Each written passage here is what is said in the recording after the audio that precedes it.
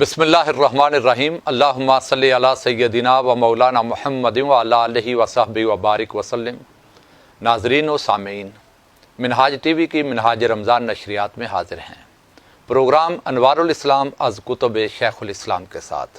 آپ جانتے ہیں یہ پروگرام ہم نے اسپیشلی حضور شیخ الاسلام کی مایہ ناز کتاب قرآنی انسائکلوپیڈیا کا تعارف، اس سے استفادے کا طریقہ اس کے لیے مختص کیا ہے، اور مسلسل کئی دنوں سے یہ تقریباً ہماری 14 یا 15 کے قریب نشستیں ہو گئی ہیں۔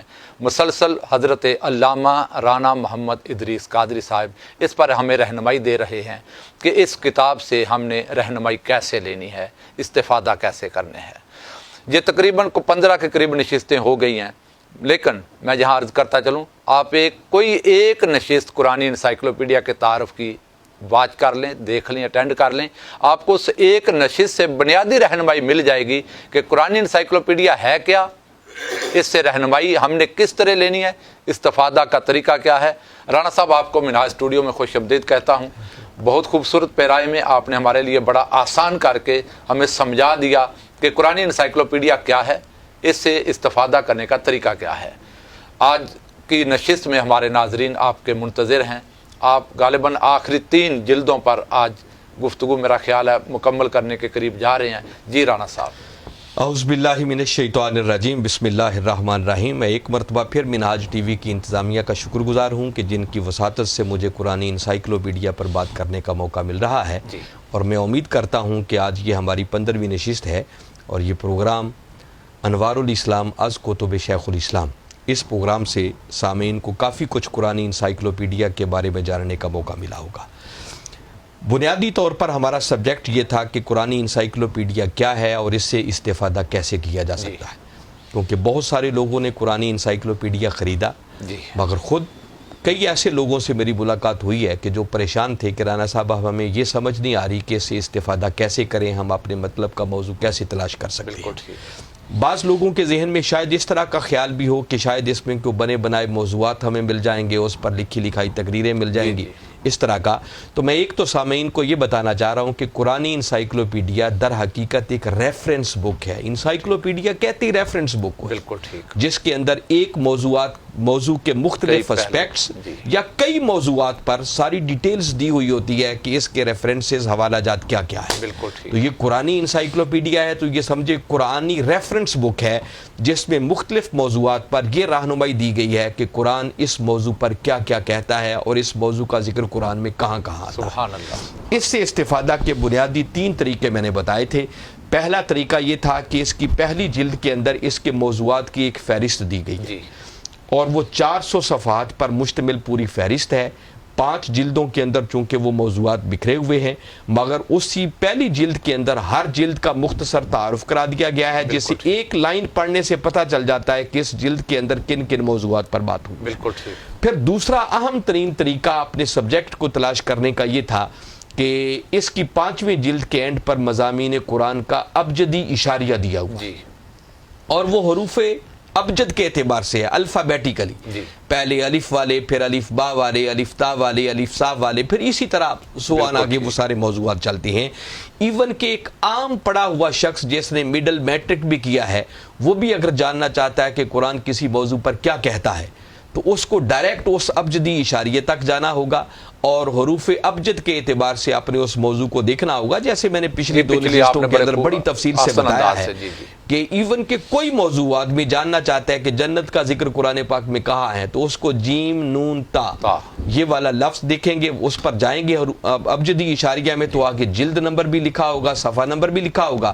آپ اپنی متعلقہ جلد و صفحے پر جائیں تو وہاں سے آپ کو انشاءاللہ بڑی تفصیل کے ساتھ قرآن پاک کی آیتیں ایک ہی جگہ پر مل جائیں گی۔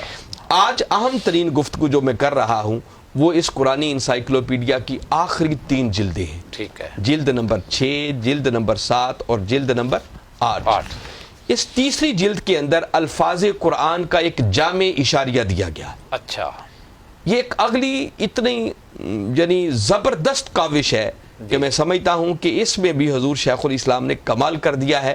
بڑی بڑی معاجم لکھی گئی ہیں، مگر اس موجم سے اور ان معاجم سے ہر شخص فائدہ نہیں اٹھا سکتا، ٹھیک بات۔ اس کے لیے ایک بڑا عالم فاضل ہونا ضروری ہے، جو اس سبجیکٹ کا ریلیونٹ آدمی ہے وہی ڈھونڈے گا، وہی ڈھونڈ سکتا ٹھیک ہے۔ مثلا الموجم المفہرس کو لے لیں، جی تو اس کے اندر اگر آپ نے قرآن پاک کے کسی لفظ کو تلاش کرنا ہے تو ڈائریکٹ وہ لفظ آپ تلاش نہیں کر سکتے، پہلے آپ اس کا روٹ ورڈ نکالنا پڑے گا۔ یعنی ہماری مرضی کا لفظ وہاں سے نہیں ملتا، اس کا روٹ ورڈ آپ ڈھونڈیں کی گے، مرضی کا ملے گا، مگر پہلے اس کا آپ کو مادہ تلاش کرنا پڑے گا، اس کا مادہ کیا ہے، اس کا روٹ ورڈ کیا بنا ہے۔ کیسے وہ لفظ؟ مثلا میں آپ کو ایک سادہ مثال دیتا ہوں کہ ایک لفظ مثلا ایک آدمی جاننا چاہ رہا ہے کہ قرآن پاک کے اندر یا لامون یہ لفظ کہاں کہاں آیا۔ ٹھیک ہے، اب یا لامون کا لفظ ایسے نہیں آپ تلاش کر سکتے کہ یا عین لام والی تفصیل میں جائیں تو آپ کو یا لامون کا لفظ مل جائے، جی، بلکہ اس یا لامون کے لفظ کا آپ کو مادہ نکالنا پڑے گا، ٹھیک ہے، اوریجن، اس کا روٹ ورڈ، یہ لفظ بنا کہاں سے ہے، اور وہ ہے عین لام میم،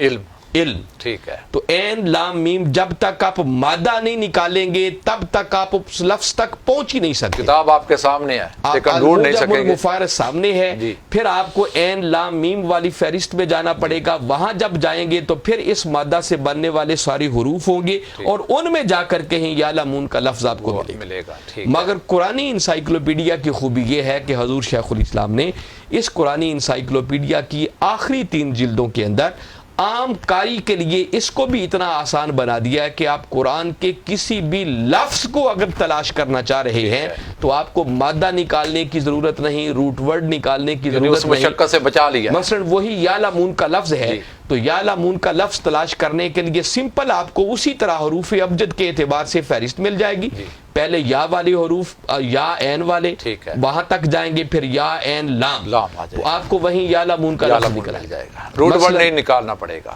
پہلے میں اسی کی مثال دیتا ہوں، یا لامون، اب چونکہ یا والے حروف ہیں تو یقیناً یہ اینڈ پر اس کی 8ویں جلد میں ملیں گے، 6ٹھی جلد سے یہ شروع ہو جاتا ہے، یہ حرف الیا سے شروع ہونے والے حروف آگے، الفاظ آگے، تو یا سے آگے یا لامون اگر ہم نے نکالنا ہے تو یا کے بعد آگے کیا آئے گا؟ عین آئے گا، تو ہمیں یا عین والے حروف چاہیے، وہ نکالنے ہوں گے، تو یا عین، یہ یا سواد والے آگے، یا شین والے آگے، یعنی اس میں یہ آسانی ہے کہ جو لفظ آپ ڈھونڈنا چاہیں اسی ترتیب لفظ کو جیسے حروف ابجد ہیں اسی ترتیب سے آپ کو وہ لفظ بڑی آسانی سے مل جائے گا۔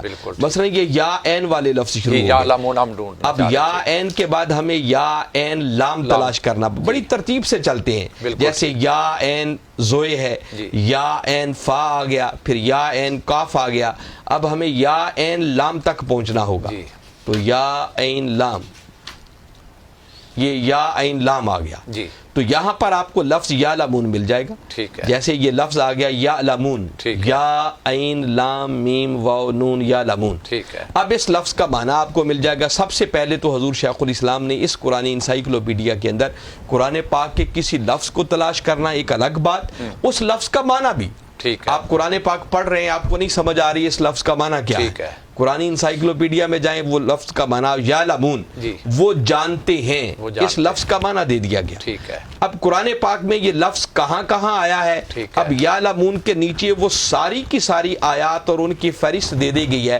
قرآن میں، جہاں جہاں بھی یہ لفظ استعمال ہوا ہے، اب جس کثرت کے ساتھ یہ لفظ آیا وہ ساری کی ساری آیتیں اس میں نقل کرتی ہیں۔ مثلا یہ پہلے نمبر پر یہ یا لامون، الا انہم ھم السفہاء ولکن لا یعلمون، اسی طرح اگلی آیت دے دی سورہ بقرہ آیت نمبر 26، سورہ بقرہ آیت نمبر 75، تو وہ ساری آیتیں جہاں جہاں یہ لفظ آیا قرآن پاک میں وہ ساری صورتیں اور ان کا آیات کا نمبر دے دی۔ تو اب اس لفظ کو، یعنی اصل چیز جو اس میں خوبی اور کمال ہے کہ آپ کو اس کا روٹ ورڈ نکالنے کی بھی ضرورت نہیں، مشقت سے بچا لیا، ڈائریکٹ اسی ترتیب سے جیسے وہ لفظ لکھا ہوا ہے اسی شکل میں آپ نکالیں گے، آپ اس لفظ تک پہنچ جائیں گے، اس لفظ کا معنی بھی مل جائے گا، اور قرآن میں کہاں کہاں وہ لفظ کتنی بار استعمال ہوا ہے وہ ساری آیتیں آپ کو ایک جگہ پر مل جائیں گی۔ آپ قرآن پاک کا مطالعہ کر رہے ہیں، مثلا سورہ علم نشرہ کو لے لیں، ایک آدمی مطالعہ کر رہا ہے اور وہ جاننا چاہ رہا ہے کہ اس میں لفظ آ گیا علم نشرہ، نشرہ کا معنی کیا ہے؟